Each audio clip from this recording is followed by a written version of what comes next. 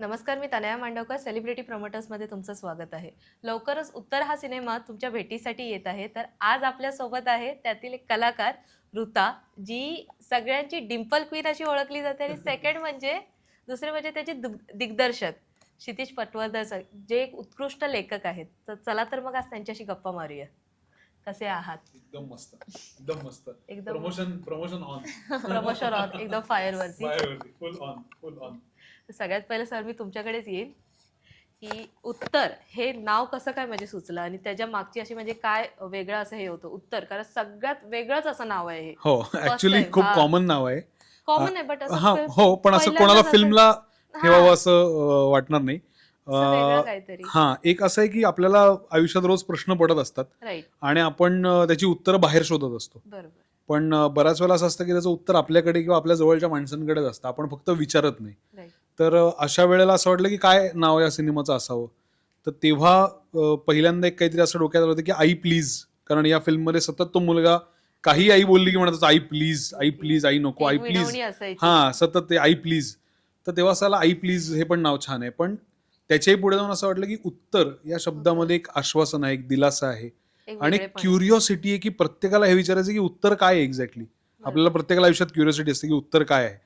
तर ती curiosity buildup करण्यासाठी ते नाव आहे. आणि या फिल्मची फिलॉसॉफी अशी आहे की कधी कधी उत्तर कोणीही देत नाही तरी उत्तर मिळतं. म्हणजे उत्तर माणसंच देतात असं नाही, उत्तर गोष्टी देतात, जागाही देतात, अनेक अशा एंटिटीज आहेत ज्या उत्तर देऊ शकतात. तर त्याच्याबद्दल हा सिनेमा आहे, त्यामुळे त्याचं नाव उत्तर असं आहे.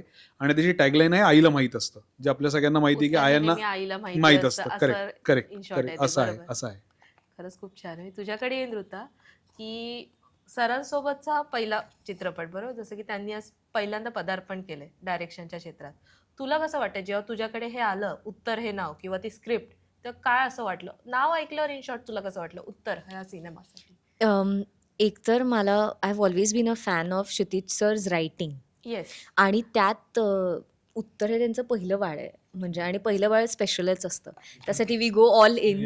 त्यामुळे हा एक्झॅक्टली, तर ते मला माहिती आहे की ते माहीत होतंच, कारण पहिल्या प्रोजेक्टमध्ये जी एनर्जी लागते ना, because everything is so naive आणि तुम्हाला प्रूव्ह करायचं असतं सगळं, ती एक वेगळीच एनर्जी असते समहाव. सो ते एक होतं की, आणि ऑल्सो मी आता नुकतंच ना 2 फिल्म्स केल्या जे रायटर डिरेक्टर म्हणजे एकाच व्यक्तीने, म्हणजे रायटर पण आहे डिरेक्टर, म्हणजे गौरव असो किंवा आता क्षितिज सर असो. तर तो ना एक खूप अमेझिंग मजा आहे त्यात. कारण एकतर म्हणजे बऱ्याचदा असं झालं की कुठेतरी जेव्हा ॲज अन ॲक्टर आपल्याला असं वाटत राहतं ना की मे बी इथे मी थोडी कमी पडते का, किंवा काय करता येईल, कसं येईल. पण ती व्यक्तीच समोर आहे ज्यांनी ते कॅरेक्टर ॲक्च्युली त्याचं जर्म पासून सगळं ते लिहिलेलं आहे. हा, म्हणजे जो रायटर आहे तोच डिरेक्टर, त्यामुळे त्याला प्रत्येक कॅरेक्टरचा आर्क माहिती आहे, त्याला फिल्मचा आर्क माहिती आहे. त्यामुळे मला खूपच, म्हणजे माझं काम खूप, it's a very selfish thought, पण माझं काम खूप सोपं झालं त्याने. ॲज अन ॲक्टर तुम्हाला फक्त, तुम्हाला ताट दिलंय, तुम्हाला फक्त छान जेवायचं, मग तेवढंही आपण करू शकलो नाही तर मग ते आहे. आणि आईबद्दल वाटणारी भावना ही युनिव्हर्सल असते आपल्या, म्हणजे कितीही भांडणं हो, कितीही आपलं एका वयात तिच्याबरोबर पटो ना काही नाही, तरी इट्स, म्हणजे ते बॉन्डच वेगळं आहे. म्हणजे काही असो ते तुमचं प्रेम असतंच. तर ही आमची जी फिल्म आहे ती प्रत्येक आईसाठी ट्रिब्यूट आहे. राईट. कारण बऱ्याचशा अशा गोष्टी, म्हणजे मलाही माझ्या आईबद्दल काय वाटतं हे मला कधीच आर्टिक्युलेटच करता येत नाही, कारण ते त्याच्या खूप पलीकडे आहे. तर मे बी माझे छोटे छोटे वेव्ज असतील, म्हणजे कुठलंही काम असेल आणि मग स्क्रीनिंग असेल तर मी आय लुक की तिला कसं वाटलंय. मे बी मी तिला विचारणार नाही जाऊन की तुला कसं वाटलं काय, पण हा की आई वडिलांनी पहिले बघितल्यावर काय, तर आपले छोटे छोटे वेज असतात टू. तर मला असं वाटतं की it was a very nice thought की हे आईसाठी करावं. तर हे आणि त्यात if I can be a part of it, तर मग नथिंग लाईक इट. आणि दुसरी गोष्ट, मला ते नाव पण खूप इंटरेस्टिंग आहे, कारण त्याला एक तर 2 आई दिशा पण दाखवते आणि उत्तरही देते.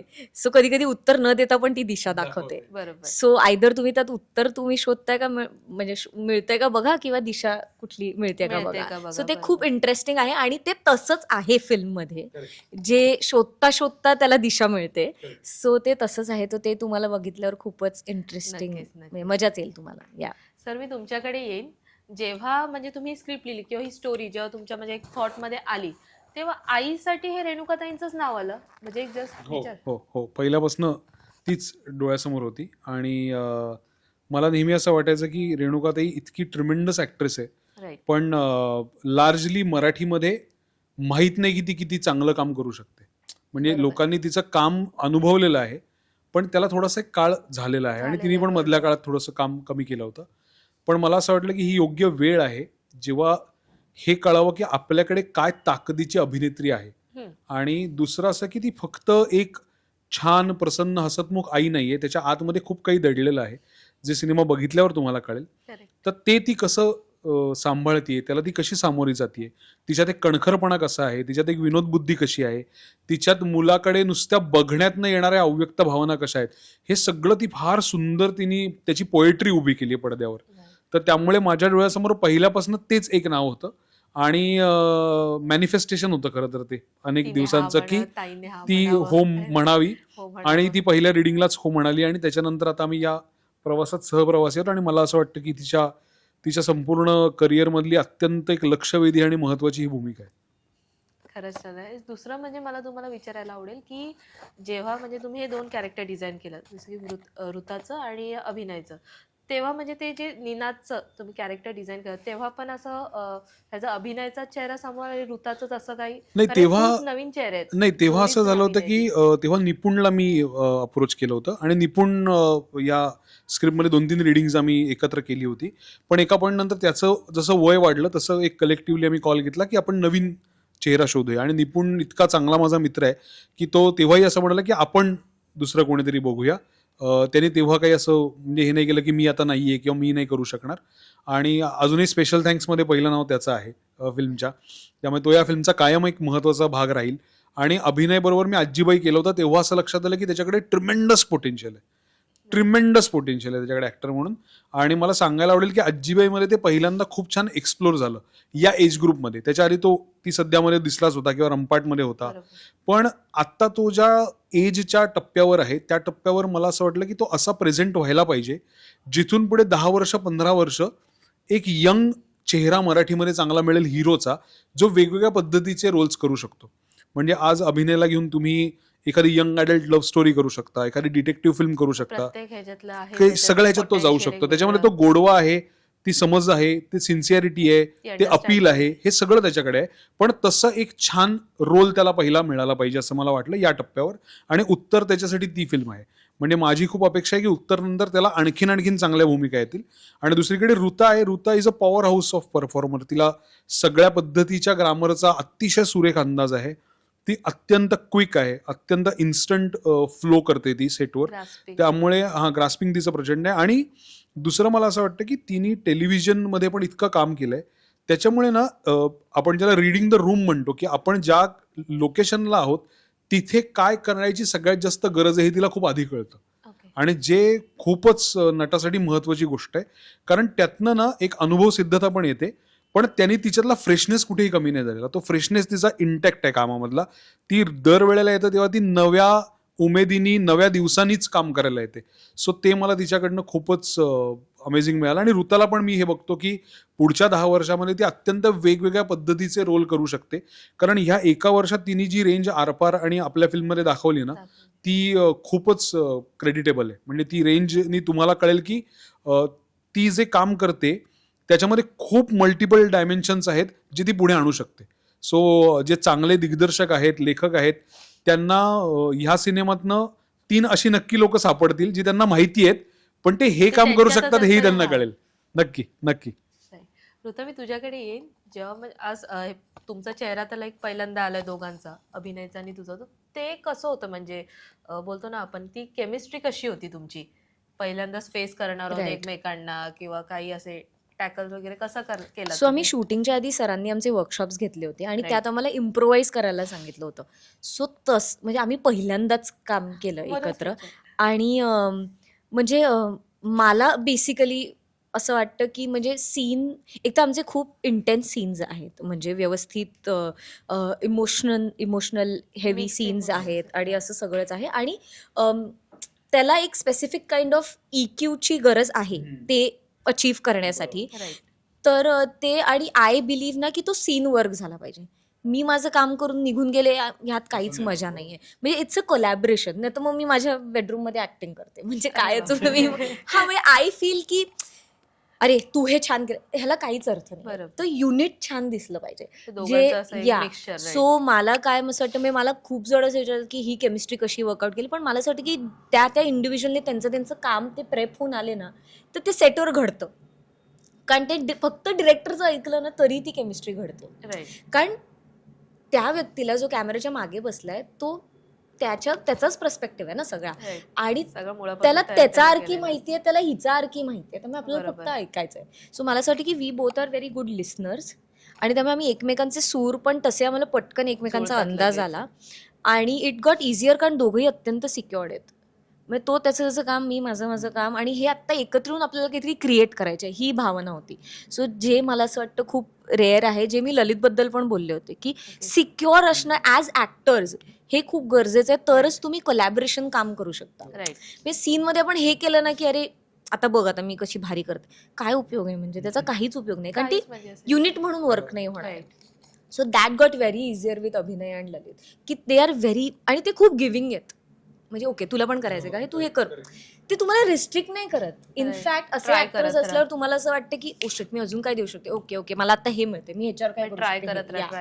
And it just बेटर्स your work. Demotivate करत नाहीत कुठे. नाही, आणि तुम्ही ॲज अन ऍक्टर्स खूप डिपेंडंट आहात सगळ्याच गोष्टीवर. Yes. म्हणजे डीओपीवर की बाबा मी कशी दिसते ह्याच्यावर पासून, पण फॉर दॅट मॅटर डिरेक्टर माझ्याकडून काय कुठल्या टोनिंग अपेक्षित, त्यामुळे we are very dependent creatures. आमचं सगळं काम, समजा ह्या फिल्ममध्ये मी वर्क होते ते माझा फक्त चेहरा आहे. सगळं मेहनत एक्झॅक्टली. आपण आमचं off screen we makes a village. या म्हणजे शिप्राज उभी राहिली आहे त्यामागे खूप लोक आहेत. खूप असं, लोक आहेत. या. तर ते मला कायमच त्यांचंच क्रेडिट आहे असं जास्त Support वाटतं. system पण वेगळी या, असते आणि आपली. Just actors we just take the glam and the fame, but या तर ते तसं आहे. त्यामुळे आणि तो अत्यंत सिन्सिअर आहे, अभिनय खूप सिन्सिअर आहे, त्यामुळे मला खूपच मजा आली त्याच्यावर काम करताना. मला रेणुकाताई आणि तुझ्या बॉन्डिंग बद्दल म्हणजे ऐकायला आवडेल की ही फर्स्ट फिल्म आहे, राईट? या सो ह्याच्या आधी आम्ही ऍक्च्युली काम केलंय एकत्र. ही सिरीज अजून आली नाहीये, पण ती Okay. येईल लवकरच, ज्यात मी आवडेल त्यांच्या सगळ्यांनाच. मुलीचं काम केलंय.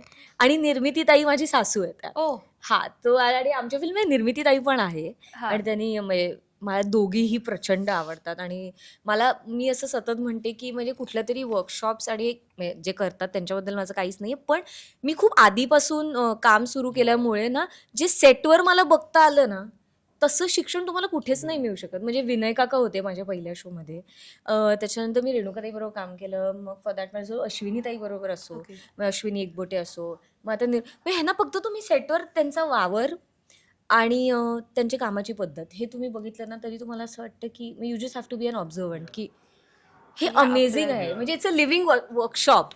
तर ते की मला आपण पण त्यांच्यासारखं काहीतरी असं करावं हवे, किंवा चांगले गुण तरी घ्यावे आपण.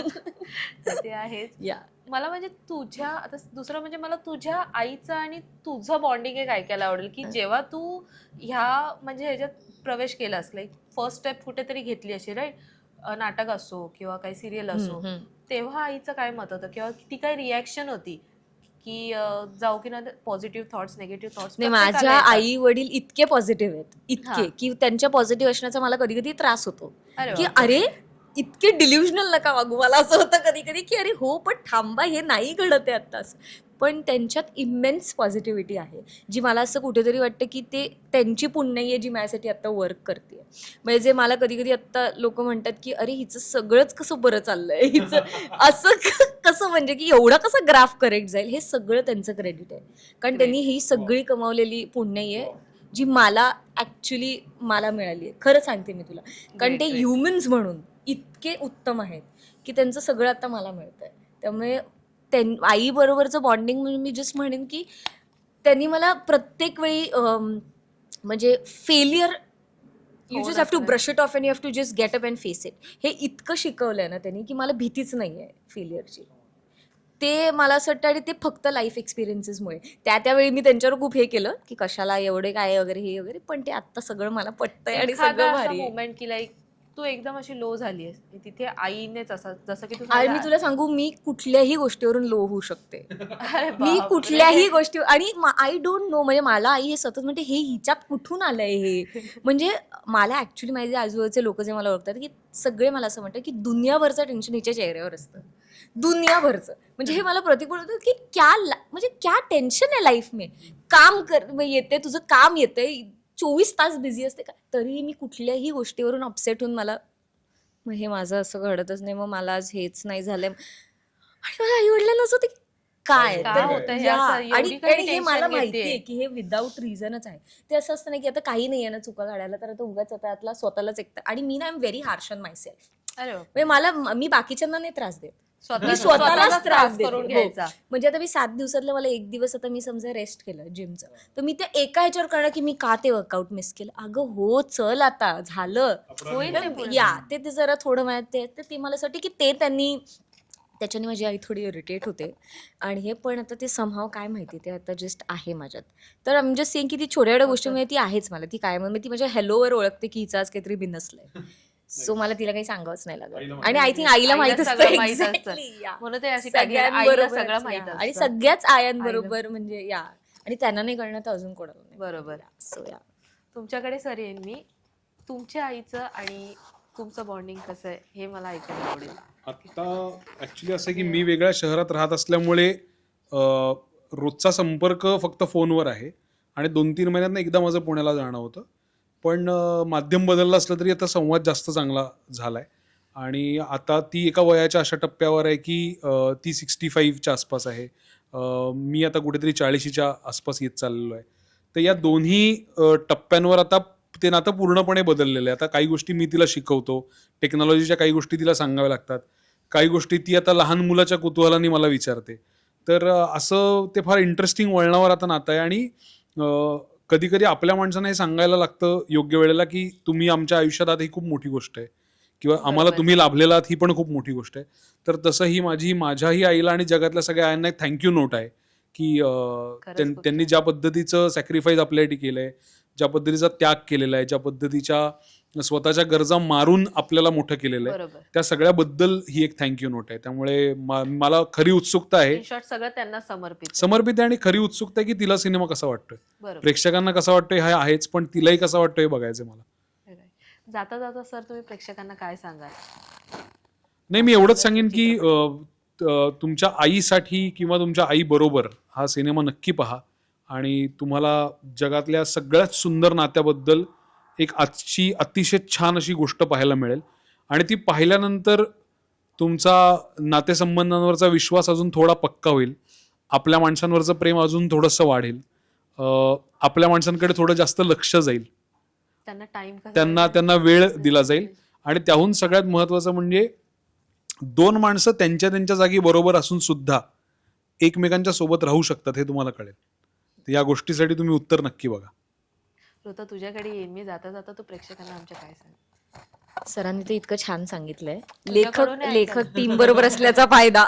तुझ्याकडून ऐकायला नाही, आवडेल मी सगळ्यांना. सांगतेच आहे की आमची फिल्म येते उत्तर, तर 12 डिसेंबरपासून थिएटरमध्ये नक्की बघा, आणि प्लीज थिएटरमध्ये जाऊनच बघा. मी हे कायम म्हणते की नंतर OTTवर येईल मग बघू, तेव्हा बघाच, पण आता थिएटरमध्ये पुन्हा जाऊनही बघा. कारण खरंच म्हणजे आपण दरवेळी कंप्लेंट करतो की चांगलं कॉन्टेंट येत नाहीये, नाही येते, तर खरंच आम्ही एक चांगला सिनेमा घेऊन येतोय. पूर्ण तर प्लीज realistic. एक्झॅक्टली, जे पण day to जोपर्यंत day ते life मध्ये ऑडियन्स जे येऊन घडतंय. बघत नाही ना, तोपर्यंत त्याला काहीच अर्थ नाहीये. Right. तर प्लीज थिएटरमध्ये जाऊन आमचा सिनेमा नक्की बघा, उत्तर 12 डिसेंबरपासून. थँक्यू. आणि जायच्या आधी आता तुला आमचा रिव्हर्स उनो तसा प्रश्न की तुला ह्या इंटरव्ह्यू आता संपा आलाय, आणि तू बऱ्याच लोकांचे इंटरव्ह्यू केले असतील, बऱ्याच गोष्टी केल्या असतील, पण आणि दरवेळेला तुझी आई बघतही असेल की माझी मुलगी कसं हे कंडक्ट करते आणि काय होतंय. बघते. Correct, great. सो आज या माध्यमातून तू तुझ्या आईला कुठल्या एका गोष्टीसाठी थँक्यू आणि कुठल्या एका गोष्टीसाठी सॉरी म्हणशील? थँक्यू म्हणायचं झालं तर म्हणजे सगळ्यासाठी की बाबांच्या नंतर तिने मेन म्हणजे तिचा सपोर्ट होता मला या फील्डमध्ये येण्यासाठी, आणि सॉरी म्हणजे माझा स्वभाव थोडा रागिष्ट आहे, ते फटकन तिला कधी कधी बोलते, त्यासाठी खरंच सॉरी. वा, आणि थँक्यू तर सगळ्याच गोष्टींसाठी जे आहे ते आहे, आणि मेन म्हणजे ह्या गोष्टीसाठी की कोणी म्हणजे मोस्टली कोण नव्हतं माझ्या मागे, तिथे आई उभी राहिली. वा, आजही एखाद्या मुलाला जशी सवलत असते तशी आज मला आहे. वा. नाही खरंच आहे तर Amazing, आहे. म्हणजे amazing. असं बाकीच्यांसारखं नाही की बाबा घरी गेलीस इतक्या लेट का झालाय. तिचा जो माझ्यावरती विश्वास आहे, भले मी माझ्या मेल फ्रेंड सोबत असू दे, त्याच्यासाठी खरंच थँक्यू. वा. की कोणतीच आई पटकन हे करणार ना, तिने अजूनपर्यंत माझ्यावरती कधी डाऊट घेतलाय. त्यासाठी खरंच थँक्यू. वा, मग तू आई बरोबर नक्की हा सिनेमा बघ. नक्की कारण नक्की मला असं वाटतं अजून एक धागा आहे तुझ्या आणि तुझ्या आईमध्ये, खूप. जो या सिनेमामध्ये तुला दिसेल. तुम्ही आता तुला सांगत नाही, ते बघितल्यावर ते तुला बघितल्यावर कळेल आणि तू बघितल्यावर मला सांगशील की नक्की नक्की करेक्ट धागा आहे हा. एकदा रिलीज झाली जेव्हा पुन्हा एकदा मुलाखत होईल तेव्हा मी नक्की नक्कीच 100% मी वाट नक्की, बघतोय. थँक्यू नक्की, नक्की. Thank you so Thank much. you so thank you much, sir. Thank you खरंच खूप छान Thank you. वाटलं बोलून Thank you. तुझ्यासोबत पण.